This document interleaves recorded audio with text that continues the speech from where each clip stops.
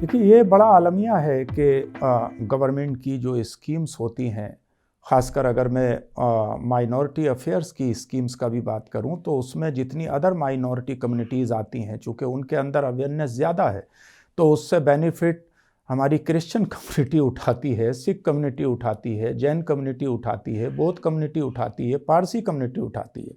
लेकिन मुस्लिम माइनॉरिटी जो एक सेकंड लार्जेस्ट मेजॉरिटी है, मैं कहता हूँ, वो उससे खातिर ख्वाह बेनिफिट नहीं उठा पाते और फिर यही हाथ पे हाथ मल के रह जाते हैं। कभी ये कहते हैं कि नहीं, फला पार्टी की सरकार है इसलिए मुझे फ़ायदा नहीं मिलेगा।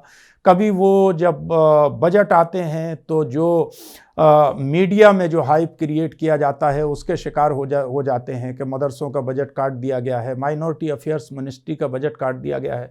माइनॉरिटी अफेयर्स मिनिस्ट्री पूरा हिंदुस्तान नहीं है, बल्कि हिंदुस्तान में जितनी भी देश में मिनिस्ट्री हैं उनमें सब में प्रोविज़न है और कोई मिनिस्ट्री ऐसी नहीं है या कोई स्कीम गवर्नमेंट की ऐसी नहीं है जिससे माइनॉरिटी को रोका गया हो, जिसमें ये लिखा हो कि इस स्कीम का बेनिफिट फला इंसान ले सकता है लेकिन फला नहीं ले सकता। हाँ, माइनॉरिटी अफेयर्स में जो स्कीम्स हैं वो एक्सक्लूसिवली माइनॉरिटीज़ के लिए है। जो 6-7 हमारी माइनॉरिटी कम्युनिटीज़ हैं उनके लिए हैं कि वो मेजॉरिटी को उसको अगर अवेल कोई हमारा हिंदू भाई बहन करना चाहे तो वो नहीं कर सकता, क्योंकि वो एक्सक्लूसिव है।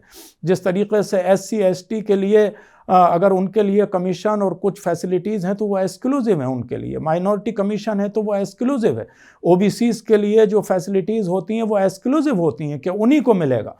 लेकिन जनरल जो स्कीम्स होती हैं, चाहे वो मिनिस्ट्री ऑफ सोशल जस्टिस में हो, चाहे वो मिनिस्ट्री ऑफ एजुकेशन में हो, चाहे वो ministry of science and environment में हो, चाहे वो मिनिस्ट्री ऑफ होम अफेयर्स में हो, चाहे वो मिनिस्ट्री ऑफ कल्चर में हो, चाहे डिफरेंट मिनिस्ट्रीज़ जो गवर्नमेंट की, चाहे वो अर्बन डेवलपमेंट में हो, चाहे वो रूरल डेवलपमेंट में हो, वो सबके लिए है। चाहे वो प्रधानमंत्री आवास योजना हो, चाहे वो लोगों को, गरीबों को ज़मीन के पट्टे दिए जाने का काम हो, और वो सबको दिए भी जाते हैं। वो ज़ात और धर्म और कलर देखने के बाद नहीं दिए जाते हैं। लेकिन हमारी खामी क्या है कि हमारे पास अवेयरनेस नहीं है।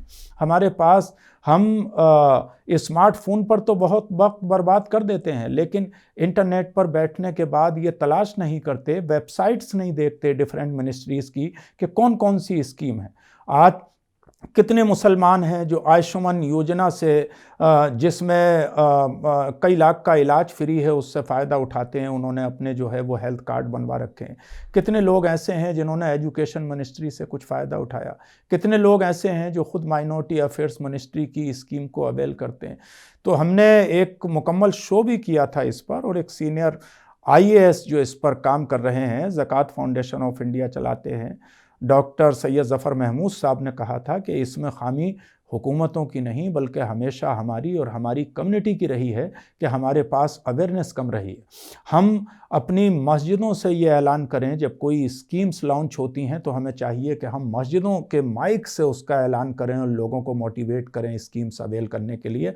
हम अपने मदारिस से ऐलान करें, हम अपनी जो वेबसाइट है या हमारी जो सोशल नेटवर्किंग है उस पर स्कीमों के बारे में, स्कीम्स के बारे में ज़्यादा से ज़्यादा लोगों को बताएं, ताकि वो ज़्यादा से ज़्यादा स्कीम्स को अवेल करने के लिए अप्लाई करें। घर बैठे कोई स्कीम आपके दरवाजे पर नहीं पहुंचेगी।